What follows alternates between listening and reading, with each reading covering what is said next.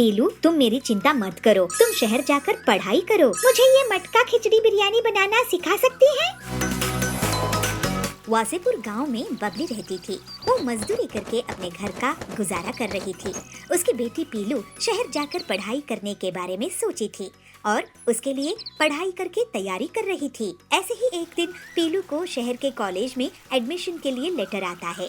बबली और पीलू बहुत खुश होते हैं, लेकिन उसी शाम बबली के एक कार से एक्सीडेंट हो जाती है। पीलू, तुम मेरी चिंता मत करो, मैंने तुम्हारी पढ़ाई के लिए पैसे जमा किए हैं, तुम शहर जाकर पढ़ाई करो, यहाँ की चिंता मत करना। नहीं माँ, मैं तुम्हें ऐसी हालत में छोड़कर नहीं जाऊंगी। लेकिन तभी वहाँ कड़क सेठ आ जाता है। अरे, भागने का इरादा है क्या? तुम्हारे पिताजी ने मुझसे कर्जा लिए थे, पहले उसे चुकाओ और उसके बाद जहाँ जाना है चली जाओ। ठीक है कड़क सर, मैं आपका कर्जा चुका कर ही पढ़ाई के लिए जाऊंगी। ऐसे ही एक दिन पीलू जंगल में काम की तलाश में जा रही थी। उसे सुंदरी कव्वी रास्ते के किनारे मटका खिचड़ी बिरयानी बेचते हुए मिली। सुंदरी काकी, मैं पहली बार मटका खिचड़ी बिरयानी के बारे में सुन रही हूँ। बहुत भूख लगी है।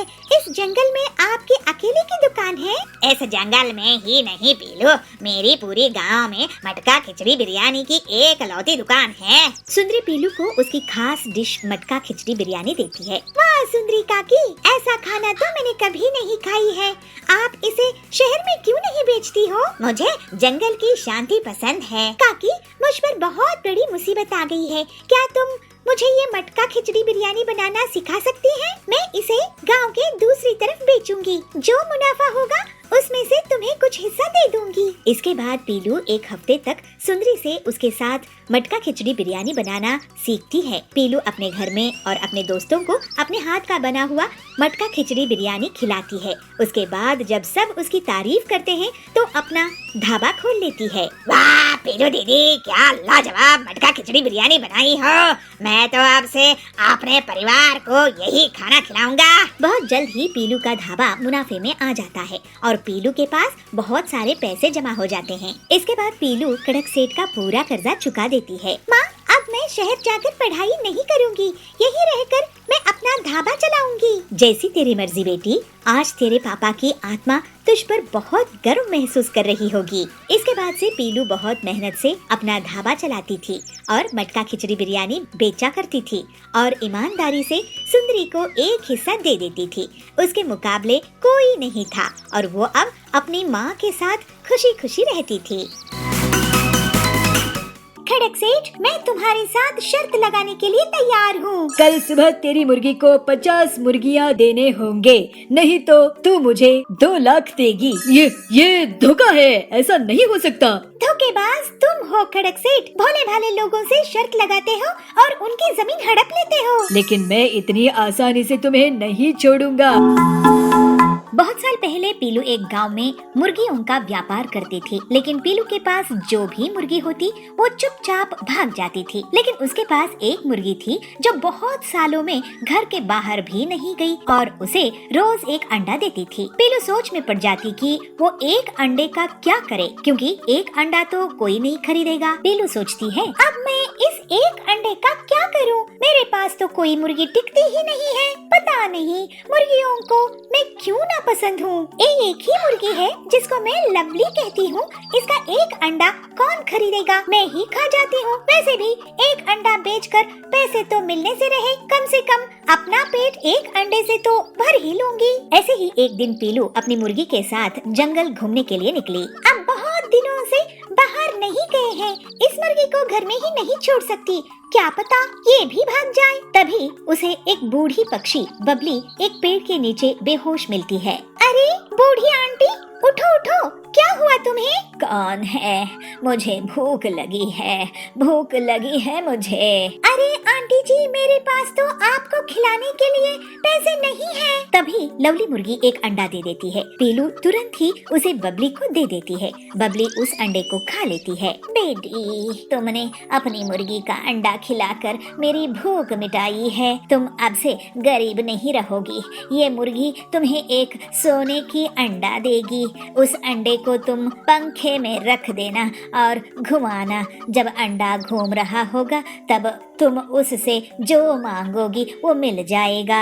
फिर वो बूढ़ी बबली वहाँ से चली जाती है। पीलू घर आती है और फिर अगले दिन लवली मुर्गी सोने का अंडा देती है। पीलू उस अंडे को पंखे में रख देती है। सोने के अंडे, मुझे ढेर सारे पैसे दो। अरे ये क्या, इससे तो कोई पैसा नहीं आया। आंटी जी तो कह रही थी चलो सोने के अंडे, मुझे पैसे कमाने का रास्ता बताओ। उसी गांव में खड़क सेठ था। वो लोगों से शर्त लगाकर पैसे कमाता था। पीलू उसके पास जाती है। खड़क सेठ, मैं तुम्हारे साथ शर्त लगाने के लिए तैयार हूँ। तू मुझसे क्या शर्त लगाएगी पीलू? तू पिद्दी चिड़िया है, तेरे पास एक मुर्गी ही तो है, ले देकर चल। मैं तेरे साथ भी शर्त लगा लेता हूँ। कल सुबह तेरी मुर्गी को 50 मुर्गियाँ देने होंगे, नहीं तो तू मुझे 2 लाख देगी। ठीक है, लेकिन अगर मैं जीती तो तुम मुझे 5 लाख रुपए दोगे खड़क सेठ। जा जा, एक मुर्गी से 50 मुर्गियाँ निकाल के दे मुझे। फिर पीलू शर्त लगाकर चली जाती है और सोने के अंडे को पंखे में रखकर उसे 50 मुर्गियाँ मांगती है। सोने का अंडा उसे 50 मुर्गियाँ दे देता है। अगले दिन खड़क सेठ ये देखता है तो उसका सिर चकरा जाता है। ये धोखा है, ऐसा नहीं हो सकता। धोखेबाज तुम हो खड़क सेठ। भोले भाले लोगों से शर्त लगाते हो और उनकी जमीन हड़प लेते हो।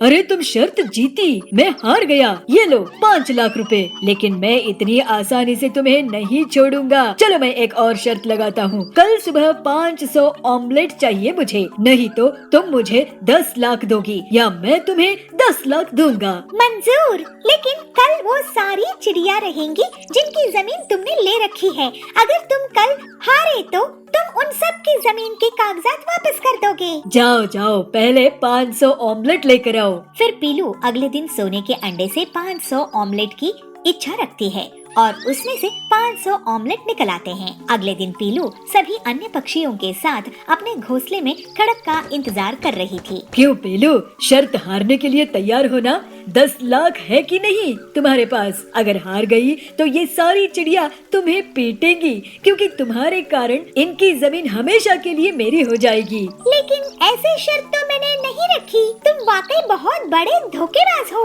लेकिन मुझे फिक्र नहीं, तुम शर्त हारने वाले हो।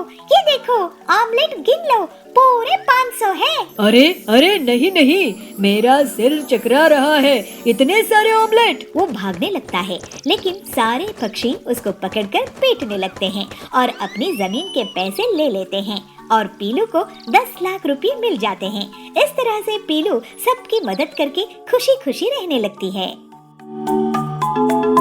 माँ, मुझे रेलगाड़ी की चित्र बनाना है। अरे मुझे तंग मत करो, अपने पिताजी से जाके पूछो। अरे पिंकी बेटा, मुझे तंग मत करो, अपनी स्कूल की कोई भी किताब में बना ले। इतनी क्यों चिंता कर रही है? ये भी कोई समस्या है?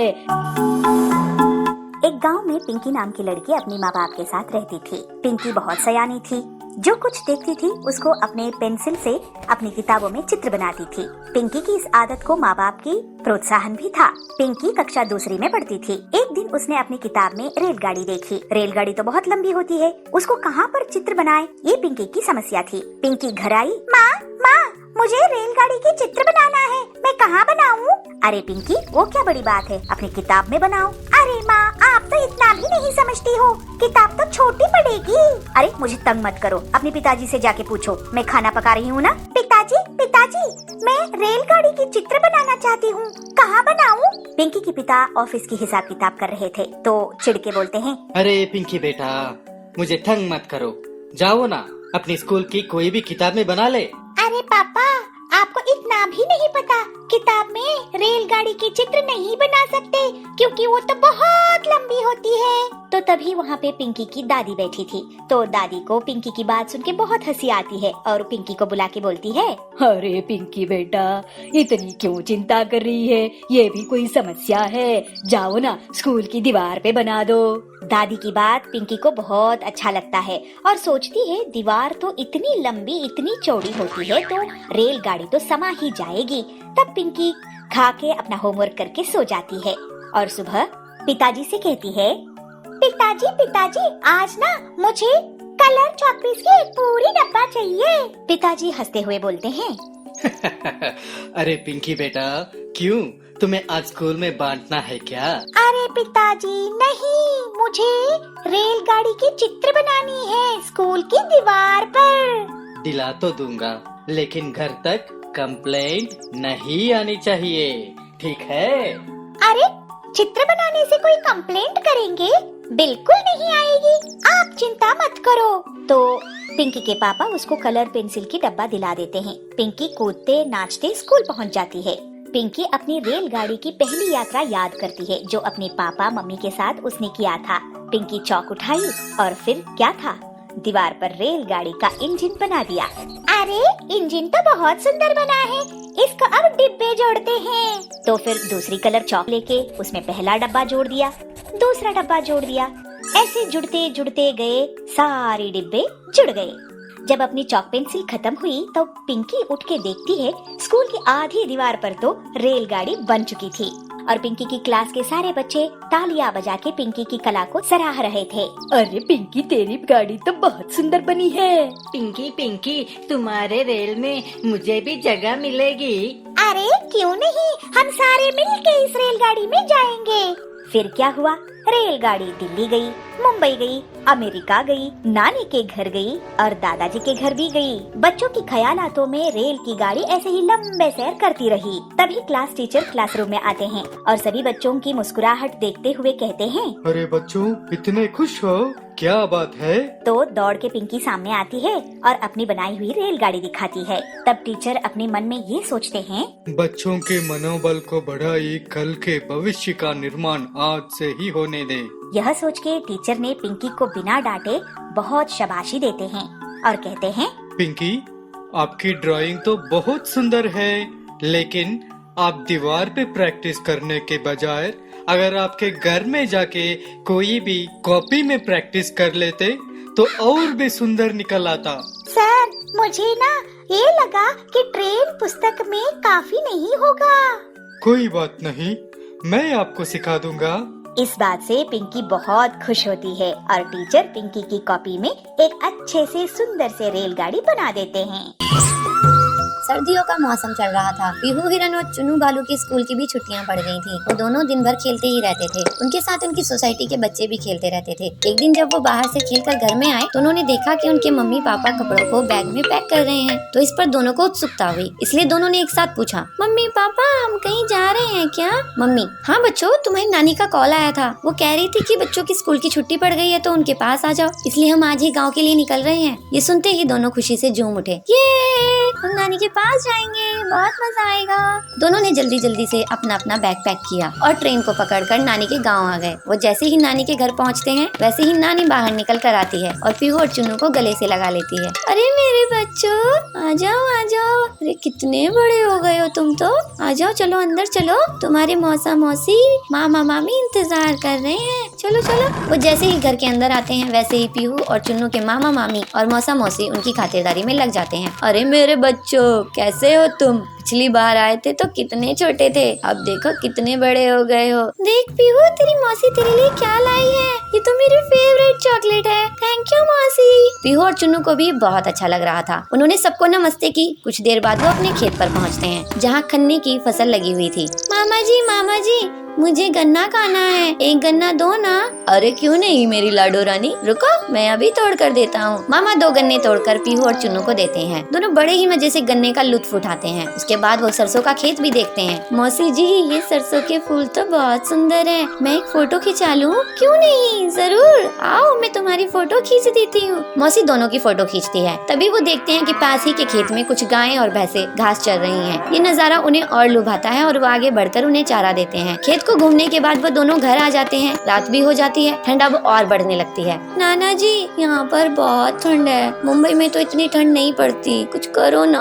क्योंकि बच्चों, वहाँ पर खेत खलिहान और पेड़ पौधे इतने नहीं हैं जितने यहाँ हैं, इसलिए यहाँ ठंड भी ज्यादा पड़ती है। पर तुम चिंता मत करो, मैं अभी आग जला देता हूँ। नाना जी लकड़ियों को इकट्ठा कर उन्हें जला देते हैं। तभी लाइट भी चली जाती है। अब लाइट भी चली गई नानी जी, पूरे घर में तो अंधेरा छा गया है, अब क्या करेंगे? मैं अभी लालटेन जला देती हूँ। नानी लालटेन जलाकर ले आती है। उसके बाद पीहू और चुन्नू का सोने का समय आ जाता है, पर वो अपने मम्मी पापा के पास ना सोकर नाना नानी के पास सोते हैं। नानी जी कहानी सुनाओ ना, मुझे ना आपकी कहानी सुननी है। वो जो हम पिछली बार आए थे तब आपने एक कहानी सुनाई थी ना, वो मुझे बहुत अच्छी लगी थी। प्लीज वही वाली कहानी सुनाओ ना। कौन सी वाली बेटी, मुझे याद नहीं है, तुम बताओ तो मैं सुना दूं। वही नानी, वही वो कौवे वाली, वो प्यासे कौवे वाली जो आपने सुनाई थी। ओहो, वो वाली कहानी सुननी है तुम्हें? अजी तुम ही सुना दो ना इन्हें।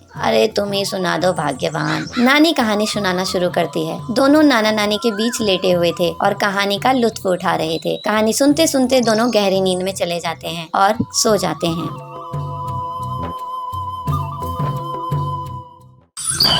सुंदर जंगल में शेरा का बहुत आतंक था। सभी जानवर उसके गुस्से से बहुत डरते थे। उसी जंगल में एक समझदार खरगोश रिंकू रहता था। रिंकू हमेशा अपनी चालाकी से बड़े बड़े जानवरों से अपनी जान बचा लेता था, लेकिन वो हमेशा दूसरे छोटे जानवरों की मदद करता था। इस वजह से सभी जानवर उसको बहुत पसंद करते थे। एक दिन रिंकू जंगल में टहल रहा था, तभी उसे छोटू और उसकी पत्नी दिखाई दिए। छोटू भैया, छोटी भाभी, कहाँ घूम रहे हो? कुछ नहीं रिंकू, हम तो ताजी घास और फलों की तलाश में आए हैं। यहाँ की घास तो बहुत हरी भरी है। हम तो सोच रहे थे कि यहीं पास बस जाए। आप लोग क्या शेरा के बारे में नहीं सुने हो? ये उसी का इलाका है। अगर उसने आप दोनों को देख लिया तो आपकी खैर नहीं। शेरा तो बहुत ही क्रूर है।